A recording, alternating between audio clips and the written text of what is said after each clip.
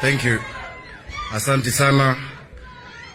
Mheshimiwa Rais wa Jamhuri ya Kenya, Mheshimiwa Makamu wa Rais Rigathi Gachagua na Mama Pastor Dorcas Gachagua, Deputy Chief Justice Philomena Mwilu Mbete, waziri wetu Aisha Jumwa, magavana ambao wako hapa, balozi wa Amerika, all our guests from locally and internationally, wamama wa Nairobi na wamama wa Kenya mzima. Bwana asifiwe. God is good all the time, and that's his nature. Asante. Your Excellency, I recognize the presence of leaders, female leaders, but also male leaders. Here amongst us we have the Member of Parliament, who is the host, the Member of Parliament for Starehe, anaitwa Amos Mwago, ambaye ako na sisi hapa. Asante sana. Also, we have our women representative for Nairobi County, Mama County, Esther Passaris, ambaye ako hapa na sisi na wabunge na maseneta ambao watatambuliwa.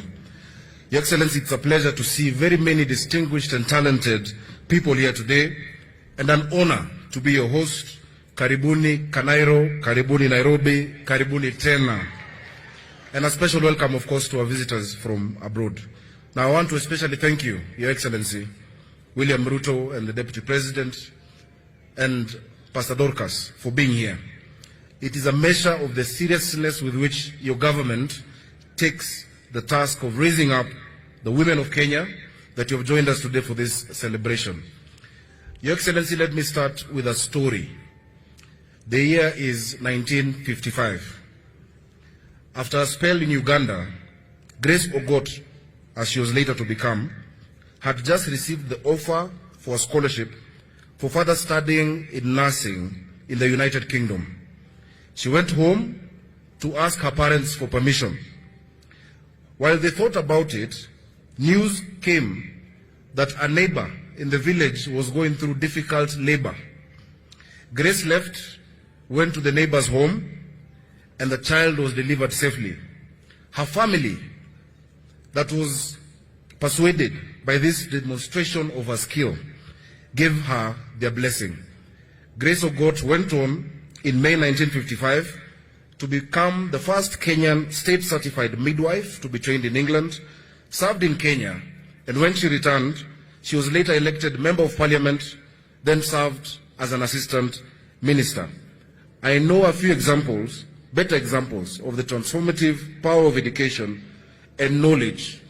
Grace Ogot's education freed her and led her to serve her country through a long and productive life. The story of Grace Ogot needs to be the story of Jane Kigo of Dandora, needs to be the story of Washiko, needs to be the story of Akinyi in Kibera, it needs to be the story of many more of our women. Your Excellency, our theme this year is transformation for gender equity through technology and digital education.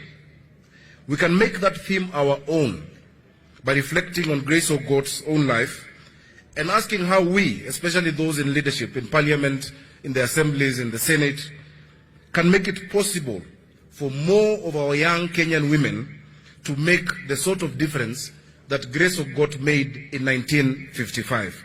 The first thing we might take from the story of Grace Ogot is that she was given the opportunity to learn a badly needed technical skill.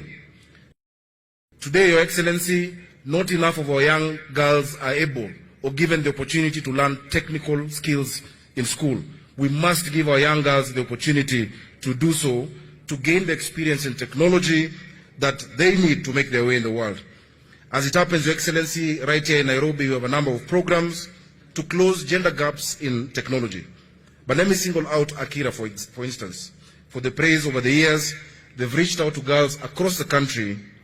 They've taught them the skills they need to make a start in ICT, and they've asked the beneficiaries to pay the favor forward by mentoring and helping others. What we leaders need to do is to expand that model. We can encourage the partnerships with universities and with colleges and industry to make sure that these programs are possible. We can help with infrastructure, and we can change policy to ease the burden of opening and running these programs. Your Excellency, in Nairobi County, we're especially interested with the partnerships. I know, for instance, that the UN Women is partnering with Siemens, under which girls are taught to code and to become software developers. Your Excellency, that program also supplies equipment. It is touching a few, but it is important for us to expand such efforts to make sure that we move not to hundreds, but thousands of girls, especially girls in the informal settlements of Nairobi, Your Excellency. One can hope that each county, and I'm glad we have a number of our governors who are here, will seek out a set of private sector partners willing to offer opportunities to say 500 girls a year. We need to be ambitious, we need to grow it. Ladies and gentlemen, the path to equity is clear. We need to close gender gaps in ICT. Your Excellency, the women who are here before you are the backbone of the development of our country. In Nairobi County, for instance, Your Excellency, we have community health volunteers who are the front line of healthcare, the primary healthcare. So far, we have 7,460, and I'm proud that Nairobi is the first county that has fully engaged them and pays them a stipend. Your Excellency, we are grateful that you promised us as the Council of Governors that you're going to match what the counties do so that we can have more CHVs getting money. Ile pesa tunapatia CHVs, tukiwalipa vizuri wafanye hiyo kazi kule mashinani, inapunguza ile pesa tunatumia kwa mahospitali, Your Excellency. Na wengi wa hao CHVs, Your Excellency, ni hawa akina mama. So, si kweli? Your Excellency, tumenunua madawa. Kama Nairobi saizi hakuna hospitali haina dawa, tumenunua madawa ya milioni 224. Tukiweka pesa kwa hawa akina mama waweze kuchunga hayo madawa, na wanajua nyumba gani iko na shida gani. Wanajua hii nyumba kuna shida ya TB, hii nyumba kuna shida ya pressure, hii nyumba tukifanya na hao pesa tunaweka kwa afya itapungua. Your Excellency, pia tuko na mradi ambao tumepanga kufanya ya kusafisha mji wa Nairobi. Tayari tumetangaza kwa gazeti ile ya kuandika vijana na kina mama 3,000, tunaambia wa apply. Zaidi ya hiyo, mimi na wewe na serikali ya kitaifa, vijana na kina mama 12,750 ilikuwa 10,000 ukaongeza 12,750 ya hawa kina mama na vijana. Ukiwapatia nafasi, ukiwapatia vifaa na ukiwapatia chapa, tulisema pesa mfukoni, Nairobi itang'ara. So tunakuomba uendelee kutushikilia. Ya mwisho, Your Excellency, unakumbuka wakati nilikuwa mbunge, ilikuwa mwaka wa 2015, nilileta mswada bungeni ambao ilisema 30% ya biashara zote zipewa kina mama, vijana na wale wanaoishi na ulemavu. 30%. Ile AGPO mimi ndo nileta nikiwa mbunge. Inasikitisha kwamba serikali ya kitaifa na maserikali za county, ukiona wale wamama wanapatiwa, sio hawa, si hawa, ni wadosi. Si ni kweli?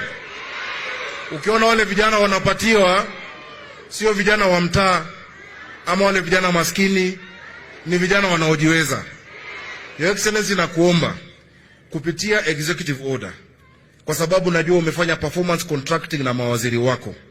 Katika performance contracting ongeza 30%. Kwa sababu sheria inasema kila miezi 6, Public Procurement Disposal Act, every 6 months, every procuring entity must give a report to Parliament, to the committee in charge of equalization of opportunities, of how many contracts and business opportunities wamepatia vijana. Hiyo haijawahi fanyika. Lakini najua kwa serikali ya William Ruto, kwa sababu William Ruto anapenda kina mama. Si ni kweli? Si mlimuombea na akafika? Your Excellency, we know you will implement that. Na sisi pia kwa counties, tayari mawaziri wangu Nairobi wanajua tumesign now performance. Akina mama wa Nairobi wana uwezo wa kufanya biashara na tutawapatia nafasi za kufanya biashara. Your Excellency, najua ya kwamba akina mama wanajaribu na wanapaa kuingia kwa uongozi. We believe in women getting into leadership. Inaanza kwa chama. Ukiona akina mama ambao wako hapa, na niko na bahati sana leo, wengi ambao wako hapa waliingia kwa uongozi wakati chama iliwapatia nafasi nzuri. Unakumbuka tukiwa na wewe ukiwa URP, nilikuwa mwenyekiti wa TNA, ndio akina Cecily Mbarire waliingia, akina Naomi Shaban waliingia, akina Alice Ng'ang'a waliingia, kina Alice Wahome ambaye ni waziri aliingia. Inaanza kwa chama. Na nimefurahi nimeona Office of the Registrar of Political Parties. Tunaona vile unafanya katika chama cha UDA. Zungumza na wenzako. Wapatie akina mama nafasi katika chama, an equal and fair playing ground, ili akina mama waweze kupata nafasi. Na pia wanapoingia, because your excellency, our claim to democracy is tainted when half of the team is not on the pitch. What democracy are we talking about? Now, it will be remiss of me, wakati nimepatiwa nafasi nizungumze, alafu sasa naambiwa niite mwenyekiti wa Council of Governors. Kwa function kama hii, kukosa kuita women representative wa Nairobi, itakuwa ni makosa kubwa sana. Naomba uniruhusu kwa dakika mbili Mama Esther Passaris aje awasalimie, because even as we increase the space, we must respect the ones we already have. And we have Esther Passaris as